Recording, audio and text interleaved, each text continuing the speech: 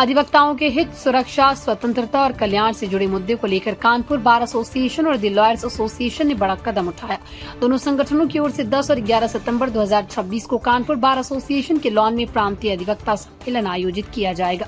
Bar association की ओर से कहा गया कि सर्वोच्च न्यायालय द्वारा बार काउंसिल ऑफ इंडिया और सभी बार काउंसिल को अधिवक्ताओं की हड़ताल को लेकर दिए गए निर्देशों पर अधिवक्ता समुदाय में चिंता है। संगठन का कहना है कि अधिवक्ताओं को अपने हितों और सुरक्षा से जुड़े मुद्दों पर आवाज उठाने का अधिकार मिलना चाहिए। इलाहाबाद हाईकोर्ट की याचिका संख्या 12231/2025 में दिए गए निर्णय का भी उल्लेख किया गया। बार एसोसिएशनों ने आशंका जताई कि 7 वर्ष या उससे अधिक सजा वाले मामलों में अधिवक्ताओं के मुकदमों को दूसरे जनपदों में चलाने के निर्णय का अधिवक्ता समुदाय पर प्रतिकूल प्रभाव पड़ सकता है। इसके अलावा एडवोकेट एक्ट 1961 में हाल में किए गए संशोधनों पर भी पुनर्विचार की मांग उठाई गई। दोनों संगठनों का कहना है कि कुछ संशोधनों को छोड़कर अन्य प्रावधानों की अधिवक्ताओं के हितों के विपरीत है और इस संबंध में आपत्तियां और सुझाव संबंधित स्तर पर भेजे जा चुके हैं। अधिवक्ताओं की सुरक्षा के लिए लंबे समय से अधिवक्ता सुरक्षा अधिनियम लागू करने की मांग भी दोहराएगी।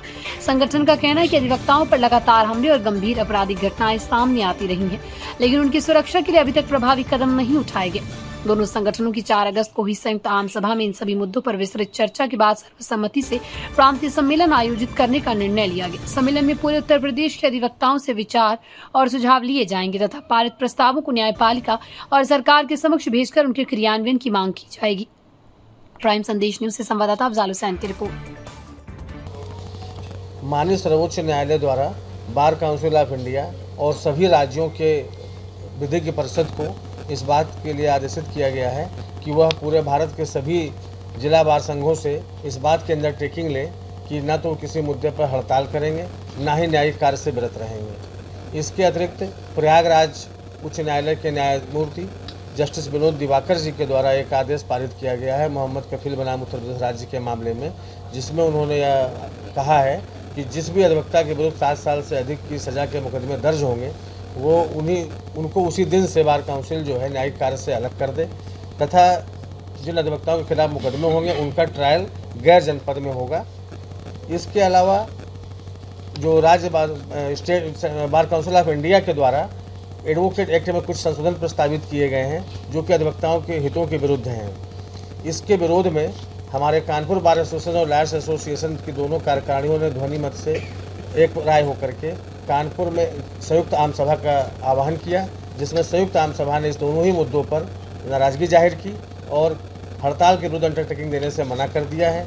जस्टिस विनोद दिवाकर जी के आदेश के विरुद्ध हम लोग उच्च न्यायालय में अलग से याचिका प्रस्तुत कर रहे हैं उनके द्वारा दिए गए आदेश को चैलेंज करने के लिए।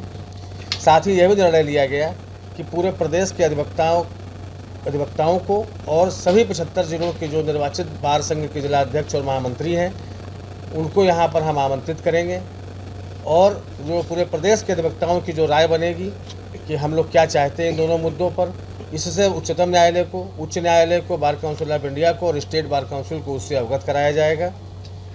और सभी अधिवक्ता समाज में इस बात को लेकर के घोर आक्रोश है। सम्मेलन 10 और 11 सितंबर को उसकी तिथि प्रस्तावित है और सम्मेलन का मुख्य एजेंडा यही रहेगा, जिसमें जो बार काउंसिल ऑफ इंडिया हमको बार बार निर्देशित कर रही है कि हम कोई हड़ताल नहीं करेंगे, कोई ये नहीं, न्यायिक कार्य से विरत नहीं होंगे। इसके अलावा जो अधिवक्ताओं के खिलाफ दोयम दर्जे का व्यवहार हो रहा है कि इनके खिलाफ जो मुकदमे कायम होंगे वो गैर जिले में उनका ट्रायल चलेगा, इन सभी के विरोध में ये प्रदेश अधिवक्ता सम्मेलन आयोजित किया जा रहा है।